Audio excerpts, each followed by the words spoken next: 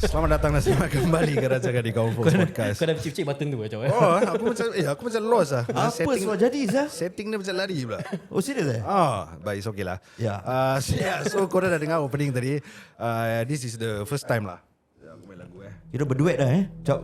So berduet. Kali pertama kita dalam industri podcast kita berkolaborasi bersama another podcast. Dia cakap ni famous podcast, korang mesti tahu punya kisah Rukia SG. Bila korang dengar dia punya cerita and everything, ada yang menyeramkan, ada juga yang macam boleh menggelikan.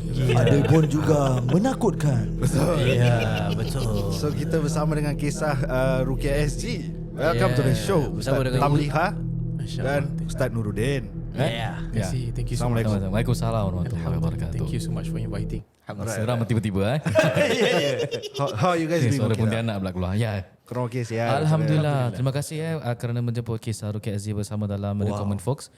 Indeed kita berbesar hati dan we respect you guys so much lah. Thank you so much. Likewise. Kira top 10 masya-Allah. Dan para pendengar The Common Folks, terima kasih kerana sudi mendengarkan The Common Folks dan berikan support 101%. Dahsyat. Flow kau baik Oh serius. Kena aku dah ya. Banyak Kita kadang-kadang ada masalah macam tergagap. Yes. Ada nak kena rukia ke macam tu? Kalau kena rukiah macam tadi aku buat dah leceh. Dah leceh dah. Okay, so we want to ask you guys first lah. Nak tanya macam like sebelum buat podcast rukia ni, macam your full time job ni memang buat rukia ke macam mana ke, you know? Okay, Assalamualaikum semua, nama saya Ustaz Ruk. Kalau ingat Rukia, ingat Ustaz Ruk. Cik, tak lah. Actually for myself, after graduating from university, I memang dah kerja masjid for 10 years. 10 years 4 years dekat Masjid Syafa'ah, and then another 4 years Masjid Al-Mukminin, then 3 years Masjid Firdaus. Then tiba-tiba rasa terpanggil nak buat sebagai asatiza lah, nak kira mendalami ruqyah ataupun industri ruqyah ni. Pasal saya tengok ramai peruqyah yang bukan asatiza. Not that I say peruqyah mesti asatiza, tidak. It's just that I think I want to inculcate dakwah dalam ruqyah lah. Because we were dealing with benda-benda unseen, gangguan jin, gangguan sihir, gangguan ain. Kadang-kadang bukan gangguan yang mystical pun. Kadang-kadang boleh jadi gangguan tu mental ke, boleh jadi spiritual ke, boleh jadi behavioral ke, boleh jadi mental ke, boleh jadi emotional ke. Dia ada macam-macam lah. Ya. Okay. Yeah. So Ustaz Tam? Saya sebelum ni saya dukun. Tak. Kita tak ajak. Betul. Gerak. Ini suara ni. At least the real. Betul. Tapi dengar terkejut tau. Dukun. Tak lah. Saya ada pula buat small business. Di antaranya memang kita nak buat travel agency. Cuma moving towards travel agency tu memang kita tak ada duit lah. So kalau Ustaz ni kita nak pinjam bank loan memang agak susah. Kita self-employed kan. Jadi memang di antaranya kita mencari rezeki lah. So ruqyah is one of the many ways. Cuma nak cakap kita cari rezeki tempat ruqyah ni it's a bit grey. Maksudnya kalau kita murah rezeki kita, maksudnya ramai orang kena rasuk. Ya. Jadi Sounds negative lah. jadi kita tidak mendoakan ramai orang ramai orang menjadi clients kita. Tapi kita doa dan mengharap kalau orang engage kita punya services, kita harap dia orang akan okay lah after those services. Dengan izin Allah lah, InsyaAllah. Yes. Ustaz Din, tadi bila Ustaz Din cakap apa dipanggil, kira bermakna macam mana tu dipanggil tu? Boleh tak macam kasih kita in detail sikit? Dia macam gini. Betul apa? Bagaimana ini semua bermula apabila saya lihat ada orang kena rasuk. Actually tak payah serius sangat lah ceritanya macam gini. Ada satu kenalan lah, kita bincang-bincang. Dan kenalan tu I guess ramai orang kenal juga kan? So kita exchange ideas lah, macam mana kita nak contribute to society. So he gave me this idea of kau baca Baqarah kat dalam orang. Baqarah ni you know is 46 page to 86 verses. Kalau nak baca 2 jam lebih baru ni kan. So kau macam services untuk merawat rumah. I did that, dapat satu klien.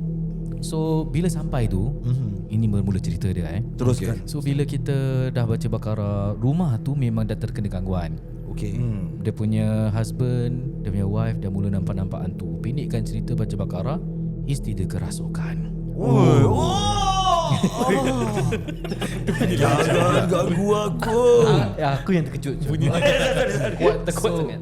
Bila dia rasuk, aku ni setakat baca Baqarah kan. I mean kita tahu some ilmu about these mystical things lah, because the way I grow up pun memang kena benda mystical ni semua. Okay. So kita baca ayat ruqyah yang kita tahu, and then somehow the gangguan berhenti, ada makhluk yang merasuk tu keluar lah. So sambung nak baca Baqarah, then guess what? Okay. Husband dia pula kerasukan. Betul. So from there macam okay, I think let's do ruqyah services, and alhamdulillah it starts from there lah. Until now lah, masya-Allah.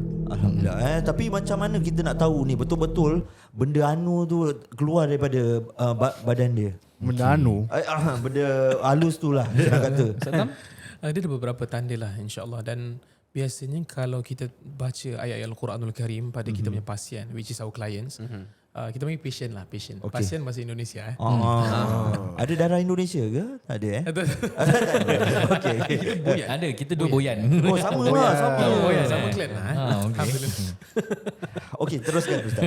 So contohnya di antaranya kalau orang tu kena kerasukan, kita akan bacakan beberapa ayat-ayat tertentu khusus.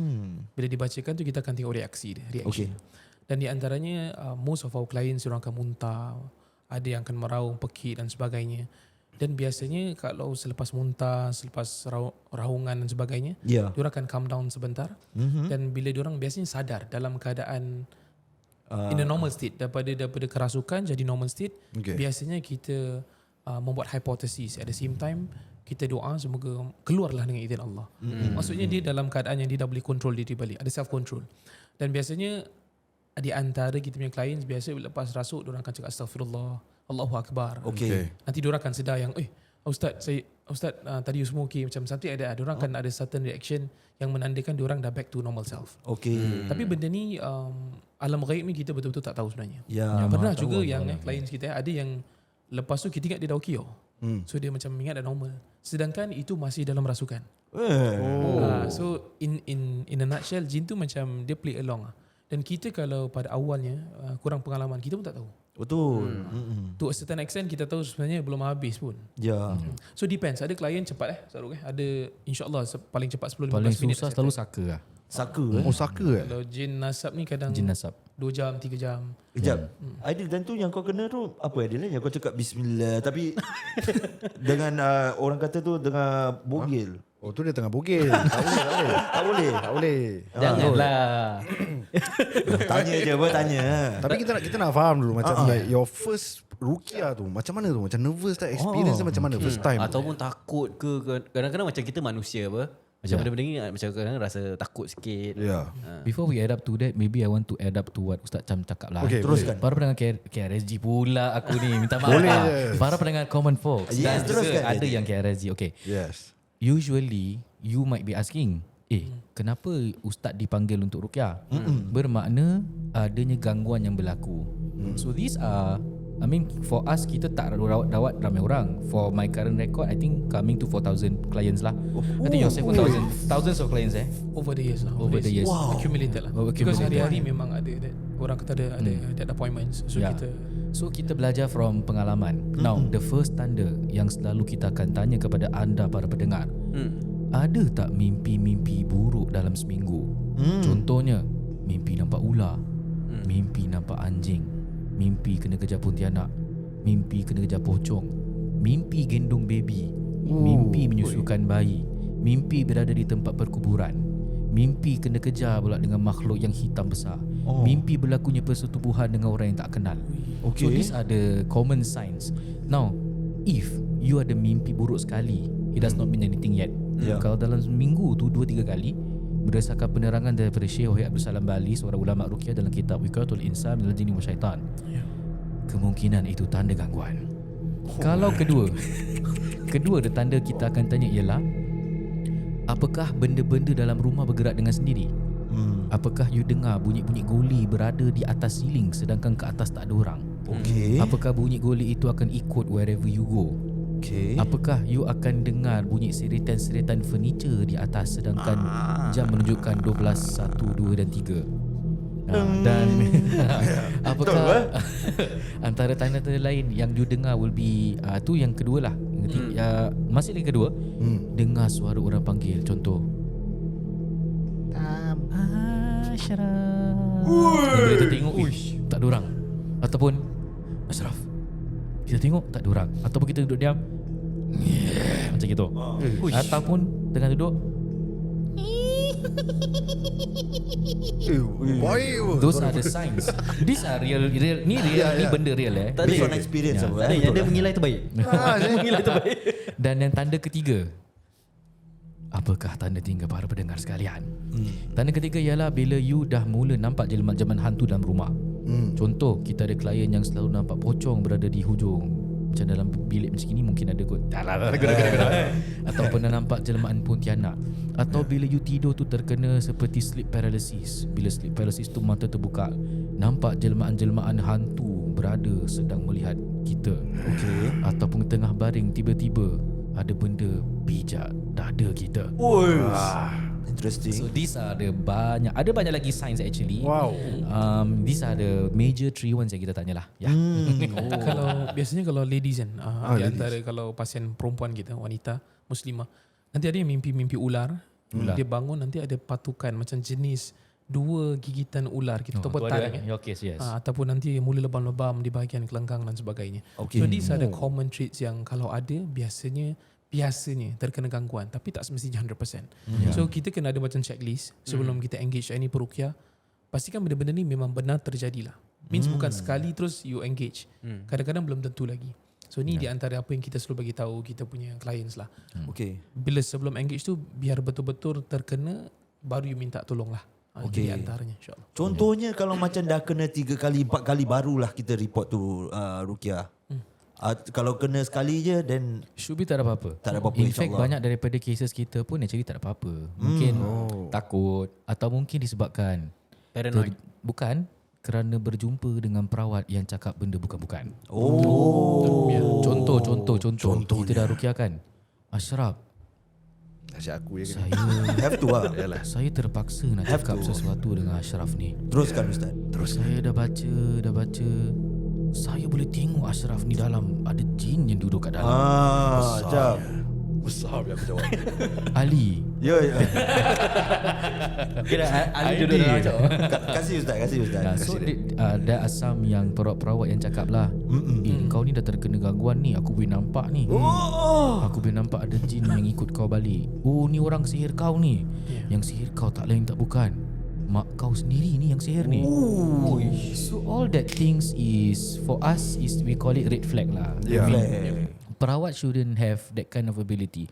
Now para pendengar sekalian, if you kenal orang yang ada that kind of ability, again ini masing-masing Ini pandangan kita propagate ruqyah syar'i. So you know, especially bab sihir lah, when you tahu siapa yang sihir, apa buktinya? How can you say orang ni sihir without any bukti? When you tuduh macam gitu, itu namanya fitnah.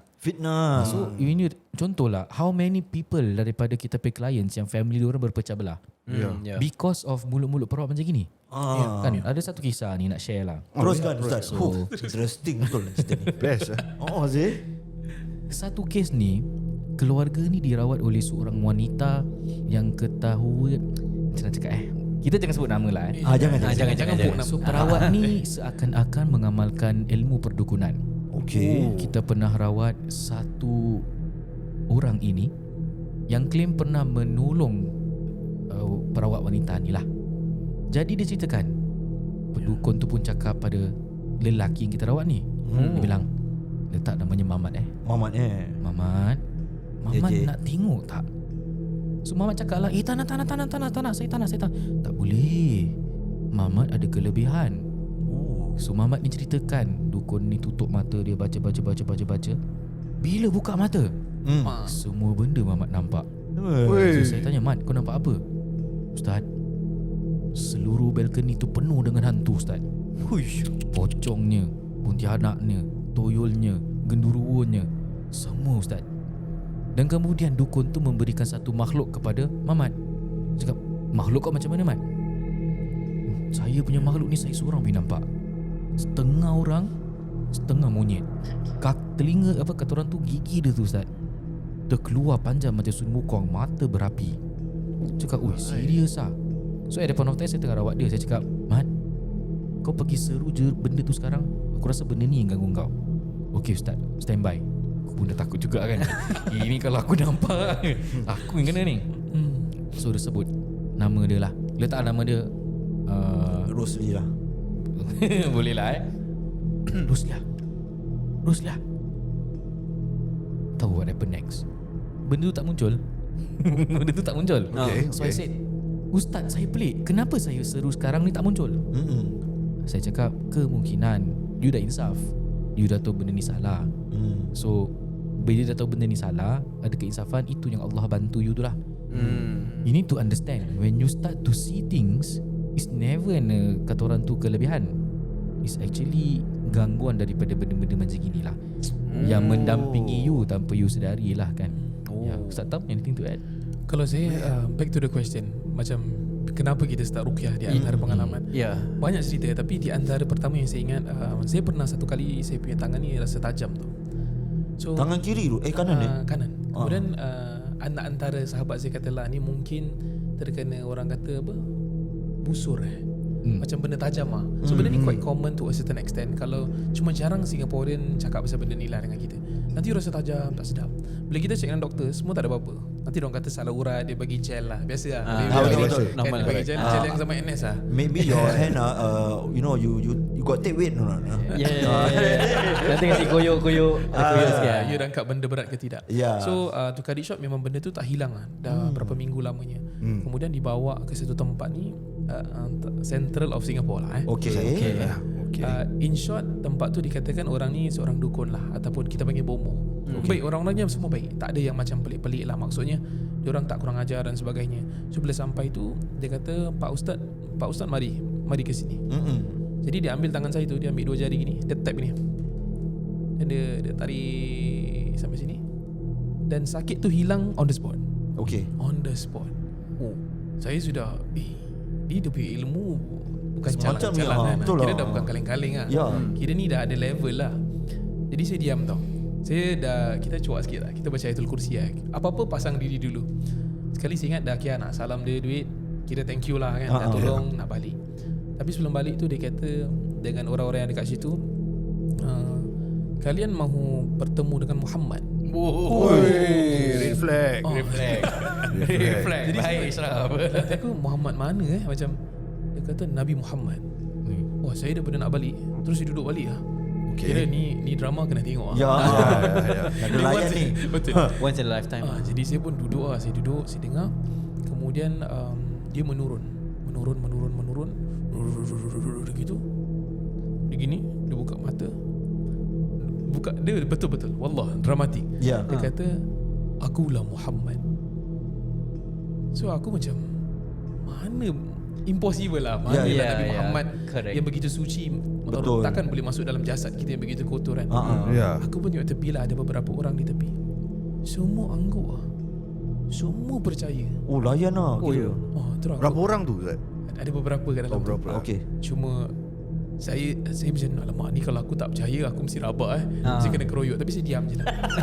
Takut kena blanket mati lah. Tapi saya macam step macam kita macam Sekali dia situ. Tapi jadi dia kata siapa nak salam Muhammad. Saya Muhammad cakap Melayu Itu baik. Sekali at least dia kalau cakap ana Muhammad, aku macam boleh faham kan. Arabic. Jadi bila dia semua datang salam. Jadi saya memang tak ada choice. Saya memang kena salam juga. Salam jugalah. Salam juga. Cuma deep down tu bila dah salam, dia kata dia Muhammad tu. Jujur kalau kita baca Syama'il Muhammadiyah, kita tahu kalau ciri-ciri Nabi Muhammad SAW tu macam mana. Dia punya dada dia rata, luas bidang dia. Alis matanya rapat tapi tak tercantum. Giginya renggang-renggang sedikit. Mukanya cerah dan sebagainya. Kalau dia berdiri dengan orang yang tinggi, dia seakan dia tinggi. Kalau berdiri dengan orang yang rendah, maka seakan rendah. Dia macam sama je. Dia boleh match up tu orang punya height dan sebagainya. Itu kelebihan Rasulullah SAW. Tapi bila saya tengok tu pakcik, saya tak tahu celah mana dia macam Rasulullah macam sini. Memang out lah. Jadi selepas saya balik tu, saya step up from that place. Kalaulah orang buat kebatilan ni, dia boleh buat sampai that level, takkan kita buat benda yang hak, benda yang kebenaran ni Allah takkan support. So I believe that kalau kita punya community were to engage those kind of services, bagi saya macam fardu kifayah, kita yang tahu tapi kita tak buat.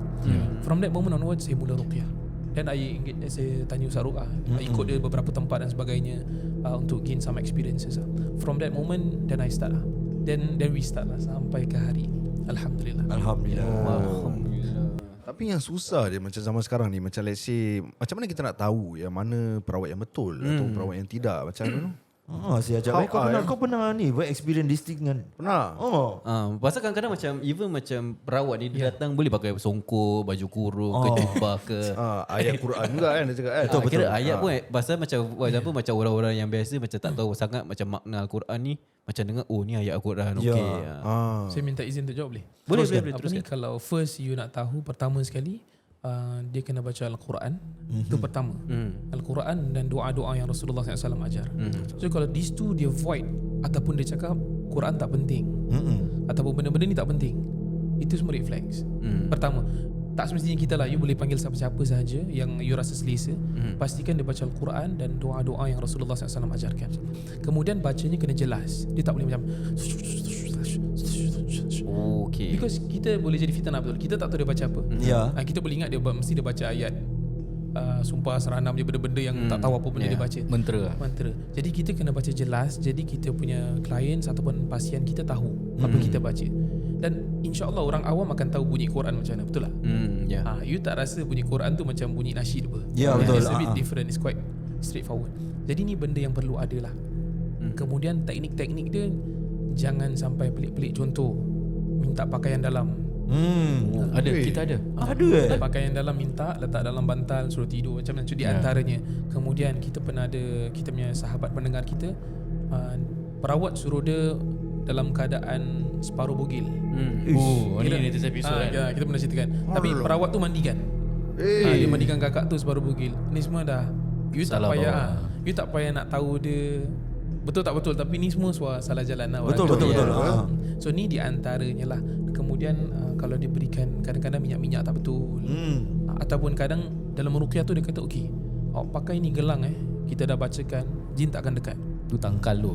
Tangkal azimat. Ada lagi kalau Indonesia jimat. Azimat itu kena hati-hati. I want to share with you one case. Teruskan, Case Ustaz. ni berlaku kat Jurong. Okay. So memang keluarga ni memang selalu diganggu laki bini kan. So dah ruqyahkan, after few days datang lagi masih diganggu. Then I said, korang pernah rawat dengan siapa sebelum ni? Ada ustaz, dengan satu pakcik ni. Cakap okay, tell me the methods. Ustaz, bila dia rawat tu, dia bilang saya macam gini, korang dua ni dah kena sihir dengan bekas pasangan korang. So saya tanyalah, okay, for us red flag macam mana dia tahu Zee? Saya tak tahu ustaz macam mana dia tahu, tapi dia minta satu benda. Saya tanyalah, apa dia minta? Dia minta gambar bekas pasangan kita. So Bekas pasangan Astaghfirullahalazim. What's next? Ustaz, dia tulis-tulis dekat nama muka dia orang gambar tu. Dia suruh saya tanam gambar tu dekat pusara abadi. Saya cakap astaghfirullahalazim. Kau tahu tak apa yang perawat tu suruh bikin? Tak tahu ustaz, dia bilang rawat Sihir. Subhanallah, ini namanya sihir madfun. Sihir madfun ni sihir menanam. You tanam benda tu tau. Engkau orang dua ni secara tidak sengaja, tanpa sedar, korang dah sihirkan orang duk. Pasal perawat tu cakap diorang ni sihir kau. Apa buktinya? Bila kau terkena gangguan, Allah tengah test iman ni. Betul. Tapi you masih dah kena gangguan, bukannya balik kepada Allah.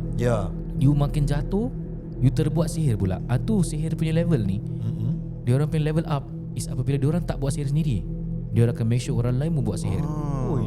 So bab sihir ni dia banyak lah kategori dia kan. So from there kita tahu you tak boleh nak bedek dengan kita. Kita dua pun baca buku sihir. Dalam kita podcast pun kita buka, ni amalan sihir. I give you one example, amalan so called lah untuk menambahkan kasih sayang isteri kepada suami. Para pendengar jangan amalkan. So kita dapat kitab ni mengajar, dia bilang kitab mujarabat lah. Mujarabat tu kira consider macam cara-cara untuk merawat, Mengubat dia tu So dia bilang rahsia kucing. Rahsia kucing. So dia bilang ambil kucing, kerana kucing itu banyak kelebihan dia dan binatang kesayangan Nabi. Dia cakap itu kan. For us macam okay lah. Memang betul ke kesayangan Nabi kan. Make sense. Kemudian potong telinga dia sikit je. ambil darah dia, letakkan dalam makanan isteri, suruh isteri makan. Kurang Allah. Dia bilang insya-Allah, dia bilang insya-Allah suami dapat seorang isteri akan mentaati sepenuhnya kepada awak. Otak dia. So this is called sihir sufli. Betul. Sihir sufli ni menggunakan barangan-barangan yang very kotor lah. Yelah. Dia ada another thing that's called sihir adi. Sihir adi ni contoh kasturi. Itu adalah Limau kasturi. bukan Minyak. bau kasturi. Oh, bau kasturi tu. Kasturi ni is musk. Limau kasturi itu is limau yang wangi. Okey. So Rasulullah sebut atyabut tib al-misk, sebaik-baik wangian adalah kasturi. Kasturi memang adalah alat untuk meruqyah. Tetapi bagaimana perawat-perawat ini nak menyelewengkan benda baik menjadi sihir ialah apabila niat itu salah. Contoh, menggunakan kasturi dibaca-bacakan mantra, tambah Al-Quran. So para pendengar sekalian, kalau baca Al-Quran saja bukan semestinya itu betul. You need to find another things. Kalau baca Quran dengan niat supaya kita menundukkan orang dan baca mantra lain, ketahuilah tu sihir. So kita ada klien lah. Ini satu cerita ni I remembered. Nak rawat pasang suami isteri. Oh. Okay, bacakan Al-Quran. Suami okey, isteri tiba-tiba nangis tau, rabak macam tau. Dah bila baca ruqyah, I tanya isteri, kau apa pasal nangis? Tak tahu Ustaz, saya tak tahu. My emotion tiba-tiba menzitu.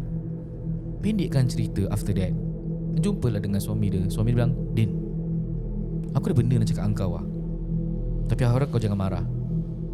Apa dia? Kita berbual kat luar. So dia bilang, Din, aku sebenarnya desperate. Pasal bini aku ni, aku suspect lah macam ada orang ketiga. Okay. Jadi aku beli barang ni kat Carousel. Ni aku tunjuk kau. Dia buka, punya terkejut saya. Batu Batu dengan minyak. Minyak yang dalam dia tu ada buluh perindu lah. Carousel ada jual Asyik dah. Dia kedai mod dia juga. Dia So sambung cerita, saya said, lah no wonder bini kau nangis tanpa dia ketahui kenapa bila baca ruqyah. Syekh Wahid Abdul Salam Bali dalam kitabnya Wiqatul Insan minal Jinni wa Syaitan dah explain, kalau nangis tak tahu kenapa, kemungkinan, dan dia nangis exactly ke ayat yang kita baca membatalkan sihir, surah Yunus 81-82. And dia tak tahu makna surah tu pun, kenapa reaksinya kat situ. So I said, pasal kau dah sihirkan bini kau tak sadar lepas tu kau panggil aku ruqyah, kenapa kau tak betul terang aku? Sorry Adin, aku desperate dah. Kau tahu tak ni salah? Tahu. Lepas ni pergi insaf, taubat kepada Allah, solat sunat, taubat 2 rakaat. Okay Din, aku sadar. Din, aku kena bilang bini aku ke? So I said, dah sudah, ni dosa kau dengan Allah. Jangan kau nak menggembar-gemburkan dosa kau. Simpan dosa kau. Kau pergi taubat. Dan lepas ni, sebaiknya kau belajarlah ruqyah. Kau ruqyahkan isteri kau kalau kau suspect ada benda-benda tak baik berlaku lah. So the thing is why, one of the reasons why we pilih jalan ruqyah ni is because banyak rawat yang merepek. Baru-baru ni kita ada interview satu kakak ni, dia Ustaz Tam cerita yang dia suruh mandi separuh bogel. Dia ada advance level lagi. Sama juga. Apa yang advance? Dahsyat dah. Para pendengar Common Folks, are you ready? Cerita dia begini. Sekejap. Oh, Sebelum Ustaz Din continue ni, actually banyak lagi dah kita nak tanyakan lagi. Okay, betul. Kan? Okay, So okay. kita just go for the short break. Short break, okay? Dan kita dengar apa yang kita punya penaja nak cakap lah. Boleh, So boleh. guys, just take a short break. Jangan ke mana-mana. Kita akan proceed ke episod yang kedua. Alright. So insyaAllah, macam mana Din? Boleh, so korang boleh follow Hijamah Associates at hijamah.associates di Instagram atau boleh WhatsApp di 9344-5513 9344-5513. So kalau nak bekam ke urut ke, bolehlah WhatsApp ataupun DM mereka sekarang juga. Yeah.